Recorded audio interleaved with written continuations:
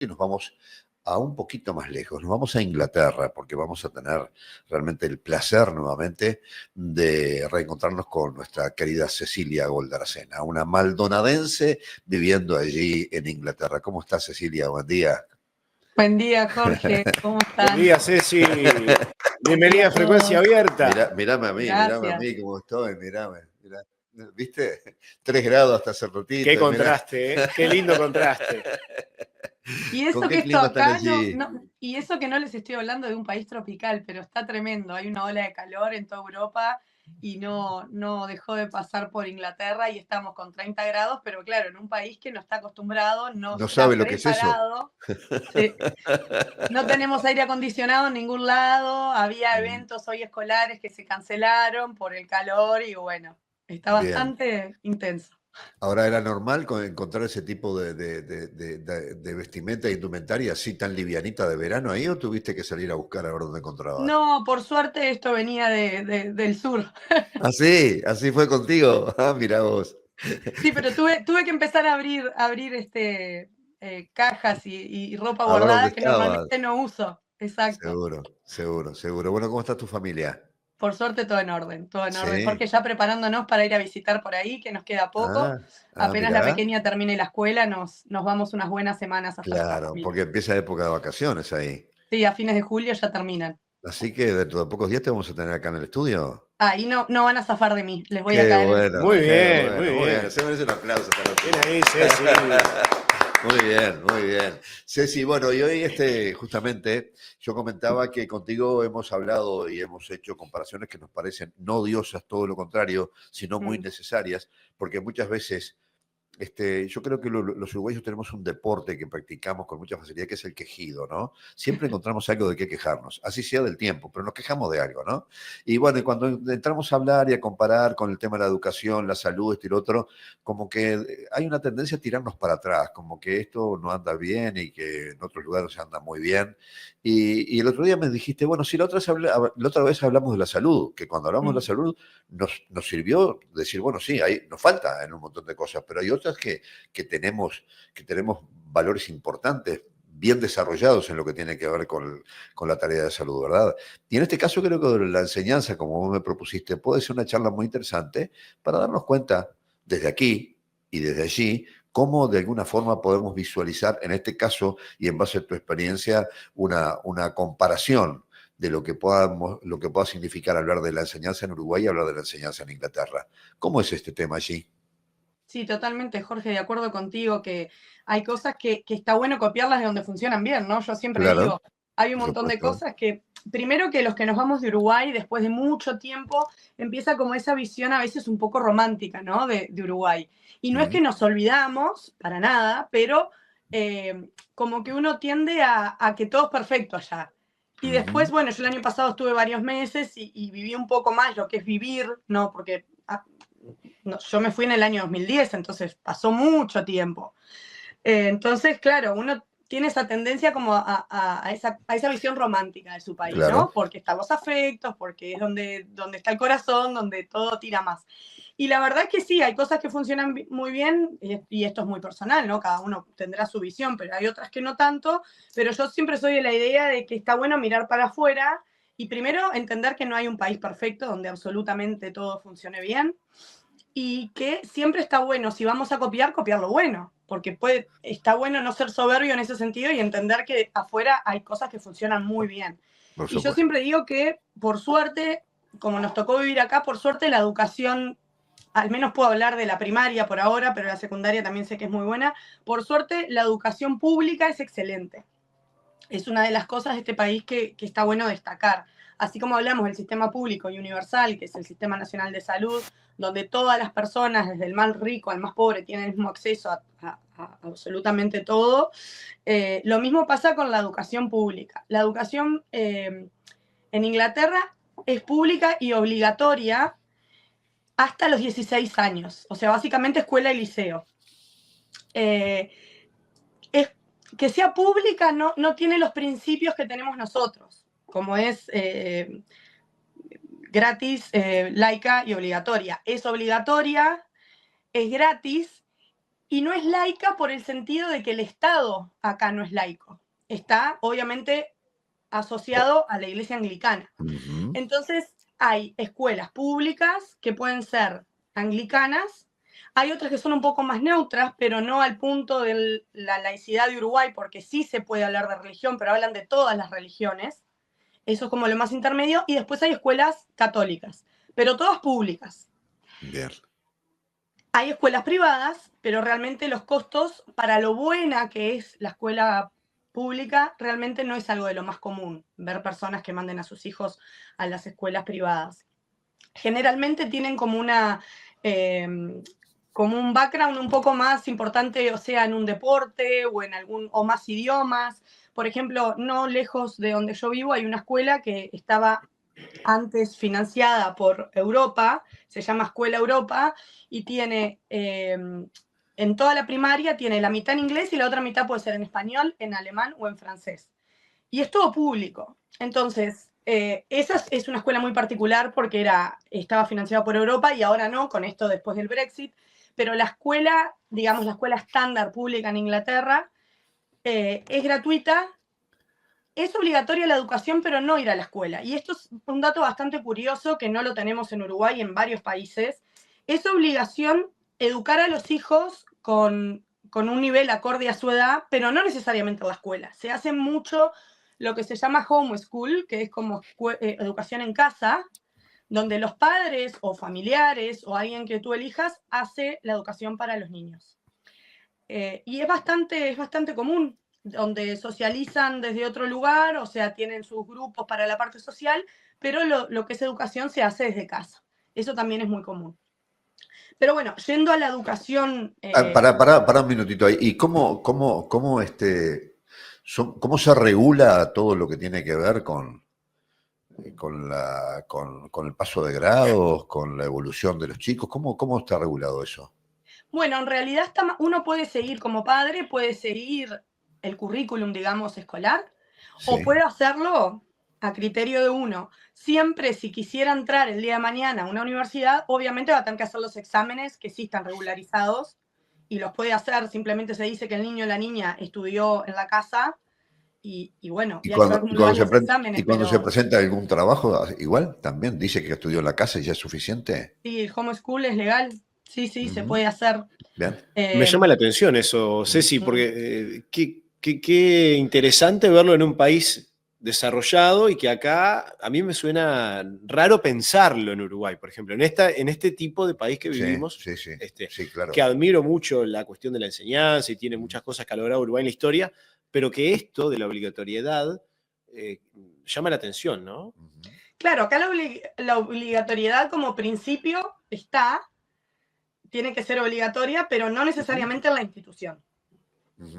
Sí, entendí.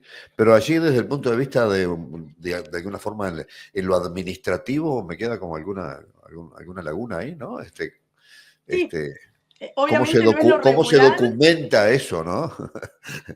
Y en realidad no te piden grandes documentos, salvo que cuando el niño o niña tenga que hacer algo a nivel terciario, ahí sí va a tener que demostrar cierto nivel para asegurarse que puede entrar a una universidad. Pero desde el año 73, que cuando se puso la obligatoriedad, se marcó que no tenía que ser necesariamente en la escuela como institución. Realmente la mayoría mandan a los hijos a la escuela pública. Dentro de esta escuela pública puede ser o anglicana o no religiosa o católica, pero generalmente el nivel es tan bueno que son pocos bolsillos en las ciudades o en los pueblos que hacen, familias que hacen esto de homeschool, de educación en la casa. Además, ¿no? De lo que somos padres, entendemos lo que es tener a los niños 7 días a la semana, 24 horas en la casa y sumarle la educación, o sea. Sí, claro. Entonces, bueno, claro. todo mi chapó a esas familias, pero bueno, no es lo que hacen la mayoría. Bien, bueno, ¿y qué más? A ver. Y bueno, otra cosa bastante interesante y diferente a cómo se maneja en Uruguay, primero que las escuelas son lo que nosotros llamaríamos de tiempo extendido, porque son de 8:30 de la mañana a 3:30 de la tarde, y eso incluye el almuerzo. Los 3 primeros años, el almuerzo se le suministra a los niños sin cargo, sin cobrarle absolutamente nada a los padres. A partir del tercer año de escuela, se empieza a cobrar una pequeña tarifa muy simbólica, pero es mucho menos que comprar comida, ¿no? Claro. La comida se trata, está todo muy pensado, muy analizado con nutricionistas y bueno, es comida sana para los niños, digamos, no toman refrescos, todo lo que es meriendas tienen que ser frutas o verduras.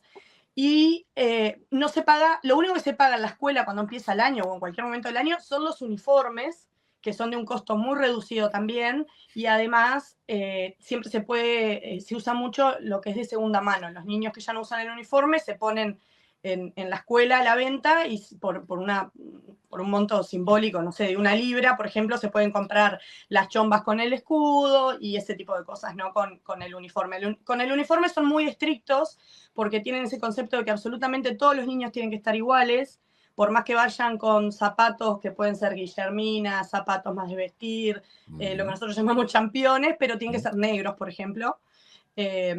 Uniformizado, digamos, sí, que todos estén vestidos de la misma manera. todos iguales, independientemente a la situación económica de la familia, todos tienen que estar iguales. No existe la túnica. No existe la túnica. Usan a veces en verano, más que nada, bueno, sí, las nenas, porque son unos vestidos con la tela de túnica nuestra, digamos, como cuadrillé, por un tema de temperatura. Y es lo más parecido a una túnica, pero no tienen la túnica, el concepto de túnica nuestro no existe. Y después otra de las cosas también bastante diferentes que la escuela suministra absolutamente todo lo que es útiles y materiales durante todo el año. El niño no tiene que llevar, lo único que tienen una especie de valijita. Cada uno puede llevar su mochila para artículos personales, Sí. pero cada uno tiene su valijita con el logo de la escuela. Ahí es donde llevan el libro semanal, porque hay mucha cultura de leer por placer, no solo para la parte académica. Entonces la escuela le da un libro todas las semanas y ahí es donde llevan el libro en esa valijita y también tiene el distintivo con el nombre y el nombre de la escuela. Y le dan todos los útiles. Los niños no existe llevar cartuchera propia, ni cuadernos, nadie. Y el principio de esto es para que todos tengan lo mismo y que el que tiene más dinero no lleve una cartuchera más cara que el que tiene menos y para que se eviten este tipo de diferencias y que realmente la escuela pública sea uniformizar el nivel, que todos los niños sean iguales independientemente del nivel adquisitivo de la familia. Y todo ese dinero sale del Estado. Sí, del Estado. son todas escuelas estatales. Sí, desde los lápices, todo lo que es materiales, a los padres nunca se le pide para material de nada. Si el niño tiene alguna capacidad diferente, si tiene alguna necesidad diferente, también hay maestras especializadas. A veces hay temas de conducta o hay temas como niños con síndrome de déficit de atención, casos de autismo, que no son tan severos como para que vaya a una escuela especial. Entonces, el niño va a esa escuela, pero hay una maestra especializada que está en la clase, además de las 2 maestras. Bien. Para, digamos, contemplar las necesidades de estos niños o niñas. Eso te quería... Esto está todo absolutamente cubierto por el Estado. O sea que cada clase tiene 2 maestras. ¿Y cuántos alumnos promedialmente tiene cada grupo? Una maestra y una que sería lo que nosotros llamamos auxiliar. Auxiliar. Y alguna maestra especializada. Y más o menos en las escuelas públicas entre 25 y 30 niños, dependiendo de la cantidad de clases que haya por escuela. Hay escuelas que tienen un primero, un segundo, un tercero, o sea, una clase por año, y hay otras que tienen 2 o 3, dependiendo. Hay escuelas muy grandes en Londres o en ciudades grandes que tienen varios grupos, y hay otras, como en este pueblo, que tienen un grupo solo por año. Bien, por ahí andamos bastante bien, digo, entre la cantidad, por acá se considera una exageración una clase de 25 o 30 alumnos, acá en Uruguay, Claro, ¿no? pero ahí generalmente es una maestra sola en primaria. Claro, por eso te digo. Digo, Sí. La cantidad de alumnos no, digo, estamos igual, pero el hecho es de digamos, la responsabilidad compartida, ¿no? Y la asistencia que puedas tener en caso cuando haya chicos de capacidades diferentes, ¿no? ¿Y eso es normal, que haya una docente y un auxiliar en en todos los grupos? ¿Es como normalizado así? Ajá, interesante. Sí, de hecho, si no hay una que está enferma o pasa alguna situación que no puede asistir, ese día hay una suplente. Ajá. O alguna secretaria que está preparada en docencia, o sea, está todo muy contemplado. Y además no están siempre en la clase. Hay 2 días que sí o sí tienen que tener educación física y después tienen lo que se llaman las asambleas. Las asambleas es como que en el salón de actos hacen un tema X tema, puede ser hablar un día de la democracia, otro día hablar del clima, otro día hablar del medio ambiente y como temas que están atados a valores, donde los niños van y reflexionan y se juntan todas las clases, entonces los más chiquitos aprenden de los más grandes y hacen algunas presentaciones y dan certificados a, no sé, si alguien tuvo una excelente nota esa semana, se le da un diploma y se lo aplaude, ¿no? Como una cosa un poco motivacional también que se llama la asamblea, que se hace una vez por semana. Entonces tienen un rato de eso, después a veces hay clases, no sé, a niños que necesitan hacer terapia de algún tipo, entonces el terapeuta, la maestra especial va a la escuela y tienen sesiones de terapia de juego, entonces como que no es todo el día en la clase haciendo solo lo académico, ¿no? Es como bastante diversificado lo que hacen durante el día y las actividades que tienen. En muchas escuelas hacen lo que se llama Forest School, que es como salir al bosque, y tienen muchas horas al aire libre, independientemente al frío o al calor. Se protegen más del calor que del frío, de hecho. Con el frío ves a los niños de 5 años embarrados hasta la cintura, con unos fríos tremendos, y están ahí, en el bosque, y bueno, las escuelas tienen mucho de eso también. Y otra cosa bastante diferente a Uruguay, que acá no me lo pueden creer en realidad, como yo cuento cómo es en Uruguay, no pueden explicarse cómo las escuelas, salvo algunas excepciones, son de 1 a 5 o de 8 a 12. No, la gente no lo puede entender y dice, pero ¿y en qué momento trabajás? Porque entre que lo vas a buscar y lo llevas, te quedan 3 horas para trabajar, la gente ¿cómo hace? Y le digo, no sé. Sí, sí. Porque No, de y verdad además que turnos cortos, ¿no? Turnos cortos de 4 horas, claro, ¿no? muy cortos, salvo algunas escuelas que hay muy pocas, como me pasó el año pasado a mí en la escuela 5, que era de 10 a 5 en Punta del Este, pero digo, después son todas, normalmente son de 4 horas nada más. Cuando yo era chica, mis hermanos, todos fuimos 4 horas. Entonces, y ahí, eso fue una de las cosas que me hizo pensar, digo, es verdad, acá son 6 horas. Y hay una opción que se llama clubes de horario extendido, es en la misma escuela pública, y eso sí se paga, porque es algo que los padres hacen extra, se paga por día, tú reservas en la aplicación de la escuela qué días tu hijo se queda en este club de después de horario, y es básicamente la maestra cuando termina la clase, como los padres están trabajando, lo llevan a otro sector de la escuela, un salón grande que hay, y juntan a los niños, por ejemplo, de primero, segundo, tercero, y después los de tercero, cuarto y quinto, y miran películas o el BBC de niños, o hacen juegos, hacen manualidades, y ahí pueden estar hasta las 6 de la tarde. Entonces ahí el niño iría de las 8:30 a las 6 de la tarde. Algunos padres lo hacen 3 veces por semana, y algunos padres lo tienen que hacer todos los días y trabajan full time, la pareja de la familia, digamos, si hay en caso de padre y madre o lo que sea, pero si hay dos y no tenés quien te lo vaya a buscar, no queda otra que usar estos clubes, que eso sí se paga porque es extra. Y hay 3 meses de vacaciones, semana de turismo, vacaciones de julio, vacaciones de primavera, todo eso también, igual que acá. Es diferente, y es otra cosa también A que ver. cuando yo digo que tenemos 3 meses de vacaciones en Uruguay, me quedan mirando y me dicen, ¿qué hacen con los niños 3 meses en la casa? Bueno, acá la playa te puede salvar, pero en otros lugares no es tan fácil. Claro, Pero y es lo a que su me vez pregunta todo el hay que mundo. laburar en verano también, ¿no? Y con quién los dejás y toda la otra. Y todo el tema de las colonias, sí, Claro, sí. claro. Bueno, mucha gente me pregunta eso. No lo Me entienden, dicen, seguro. porque acá les parece mucho. Acá el verano es de julio a septiembre, pero de fines de julio. O sea, son 6 semanas el verano. Ajá. Sí, sí. Y a todo el mundo le parece muchísimo. Y ahora que nos estamos acercando a la fecha, no hay una madre o un padre que se queje del verano que les espera. Y yo le digo, no se quejen, en Uruguay tenemos 3 meses. Seguro. Me dice, ¿cómo 3 meses? ¿Cómo haces con los niños 3 meses? O sea, Seguro. pero Claro. después la diferencia es que acá hay, las vacaciones son en abril, en mayo, en Navidad, en octubre y sí, son 4 veces más al año tienen vacaciones. ¿Y qué son de una semana, 10 días? En Navidad les dan 3 semanas. Mira. Después, 3 semanas. bueno, en octubre hay 1 semana, en Navidad 3 semanas. Después, en febrero, perdón, hay otra de 1 semana. Después hay 2 en Navidad, cuando cae Pascua, lo que sería Semana de Turismo para nosotros. Y después, en mayo, una más. Entonces es como, ellos trabajan el año por terms, se llaman, como si fueran Sí. semestres, pero son menos. Sí, Cada term sí. es como de 8 semanas, algunos de 7. Entonces, bueno, está distribuido diferente. Estoy segura que más o menos la cantidad de clases es la misma, pero distribuido entre el verano y el resto del año. Bien, y todo lo que tiene que ver con los recursos edilicios, de utilería, de todo, ¿cómo se maneja ahí? Todo el Estado, está todo financiado por el Estado. A veces se hace alguna donación muy puntual, si hay que comprar alguna cosa muy específica y los padres quieren, se puede colaborar, hacen alguna especie de venta de cosas, los niños hacen tortas y las venden y cosas así. Hacen, por ejemplo, hoy había una maratón acá en el pueblo que era para financiar la escuela y se canceló por el clima, pero después es todo el Estado, absolutamente todo el Estado, y a los padres no se les pide ni una libra en todo el año. ¿Y el Estado, de lo que se encarga el Estado, cómo está? ¿Cuál es el estado de los centros de enseñanza?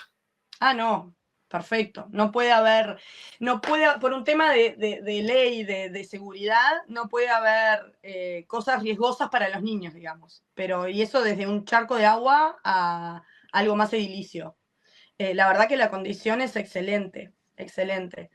Les puedo hacer después, no de la parte donde hay niños porque no me dejan filmar, pero les puedo compartir después cómo es una escuela estándar, porque hay algunas mejores que otras, obviamente. Estaría bueno. Pero la verdad que o sea, yo la primera vez que empecé a visitar escuelas me sentía que estaba visitando colegios privados, a lo que yo estoy acostumbrada. Seguro. Las escuelas públicas de acá no tienen absolutamente nada que envidiarle a los colegios privados de Uruguay o de otros países de Latinoamérica. Los llevan por ejemplo, a piscina, a clubes, que a eso sí se paga, pero es muy simbólico lo que se paga, ¿no? Y todo, desde los uniformes a cómo tienen mantenido el jardín, los patios, la cocina, los comedores donde comen, los salones, los niños no pasan ni frío ni calor, y todo financiado por el Estado, no hay. Por el Estado. O sea, otro ejemplo donde los impuestos se ven, ¿no? Se ven. Los impuestos son carísimos, pero uno los ve. Lo mismo pasa con las bibliotecas. Las bibliotecas es como la segunda casa de los niños. Van con su tarjeta, retiran de a 20 libros por mes, en un estado increíble, juegan a juegos de mesa, tienen sus sillones, realmente es un lugar seguro y ameno y calentito en el frío y fresco en el verano, y es todo gratis, absolutamente gratis. Entonces, bueno, se pagan impuestos altos, pero los vemos reflejados en este tipo de cosas. Muy interesante charla, como siempre, Cecilia. Gracias, Jorge. La verdad que sí, y nos dio para comparar y reflexionar. Sí, claro sin duda. Sí, por supuesto que sí. Te mando un abrazo grande, besos para ustedes. Los queremos Igual mucho. Para ustedes, buen fin de semana, besos a todos. Chao. Que pasen bien, Ceci, gracias.